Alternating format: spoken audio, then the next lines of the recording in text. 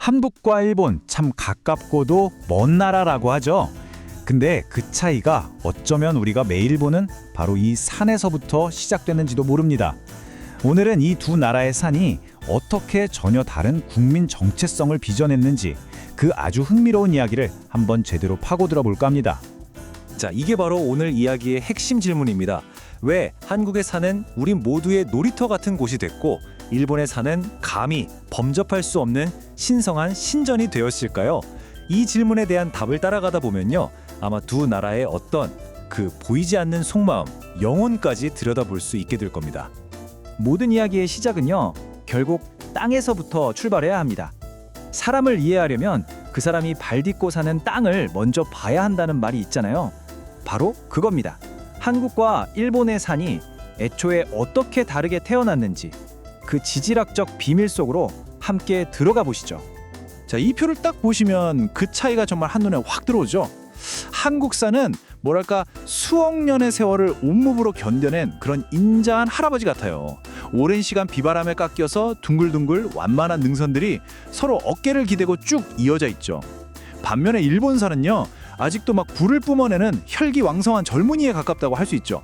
날카롭고 뾰족한 화산 봉우리들이 후지산처럼 나 여기 있다 하고 위풍당당하게 홀로 솟아있는 겁니다.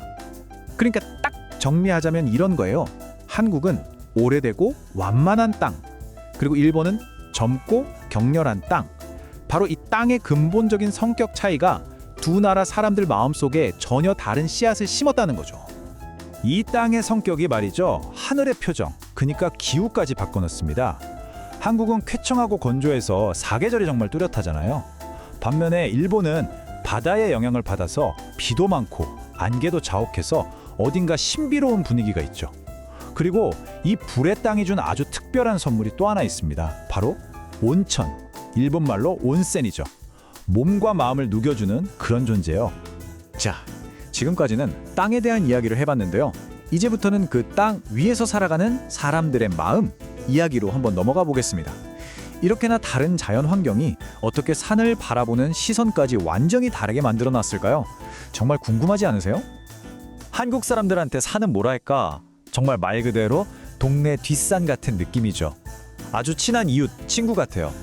주말만 되면 오늘 등산 갈까? 하는 말이 자연스럽게 나오잖아요. 그냥 운동하러 가는 곳이 아니라 사람들과 어울리고 또 삶의 에너지를 다시 채우는, 뭐랄까, 우리 모두의 거실 같은 곳이죠.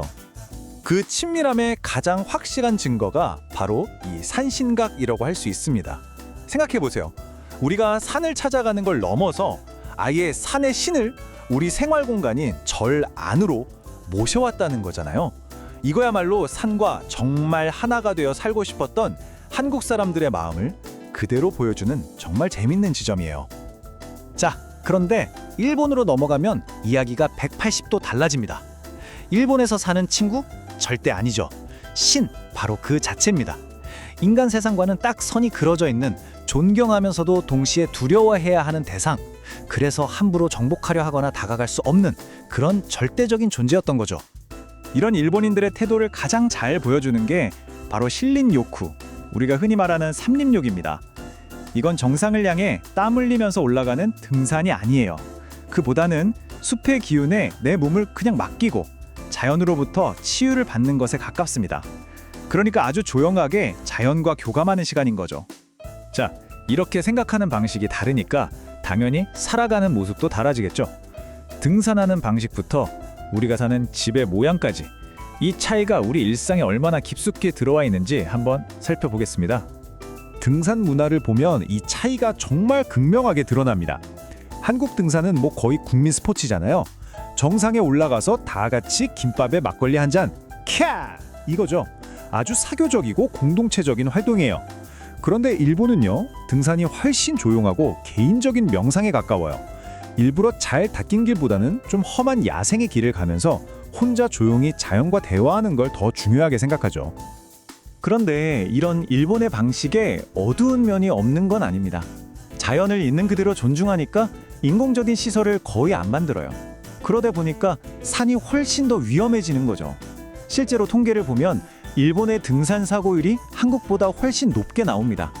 어떻게 보면 신에게 다가가는 길인 그만큼 위험을 감수해야 한다는 뜻일지도 모르겠네요.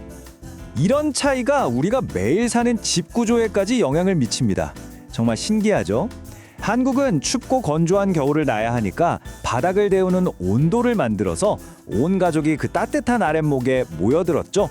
딱 닫힌 아주 따뜻한 공동체의 공간을 만든 거예요. 반면에 일본은 덥고 습하잖아요. 그러니까 바람이 잘 통하게 엔가와라는 툇마루 같은 열린 공간을 만들어서 집 안팎의 경계를 스르르 허물어 버렸어요. 자, 지금까지 흩어져 있던 조각들을 이제 한번 다 맞춰볼 시간입니다. 두 개의 완전히 다른 땅이 어떻게 두 개의 너무나 다른 영혼을 만들어냈는지 마지막으로 한번 정리해 보겠습니다. 먼저 한국의 산. 한국의 산은 우리 삶에 깊숙이 들어와 함께 살아가는 아주 적극적인 파트너라고 할 수 있겠습니다. 함께 땀 흘려 도전하고 정상에서 성취감을 나누고 그러면서 우리가 바로 한국인이구나 하는 정체성을 확인하는 그런 살아있는 공간인 거죠. 그렇다면 일본의 산은 어떨까요? 일본의 산은 우리가 감히 다가서기보다는 한 걸음 물러서서 우러러봐야 하는 그런 신성한 힘의 원천입니다. 그 존재 자체만으로 우리에게 치유를 주고 마음을 정화시켜주고 또 조용한 경이로움을 느끼게 하는 그런 존재라고 할 수 있겠네요. 결국 이 모든 이야기는 한 문장으로 요약됩니다. 땅이 사람을 만들고 그 사람이 다시 문화를 만든다는 것. 그래서 마지막으로 여러분께 이 질문을 던지고 싶습니다. 지금 여러분이 발 딛고 서 있는 바로 그 땅은 여러분을 어떤 사람으로 빚어냈나요? 한 번쯤 생각해 보시는 것도 좋겠습니다.